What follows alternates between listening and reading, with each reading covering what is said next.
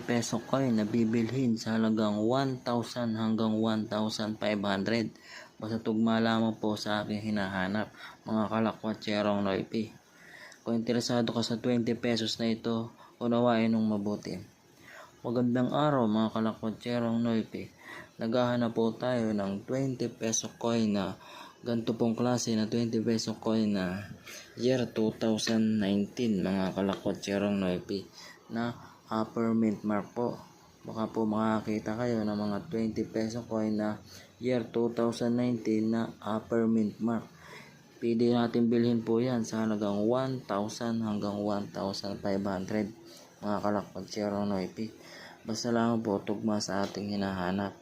2019 lamang po ang ating binibili. I-update ko na rin po kayo sa iba pa nating binibili.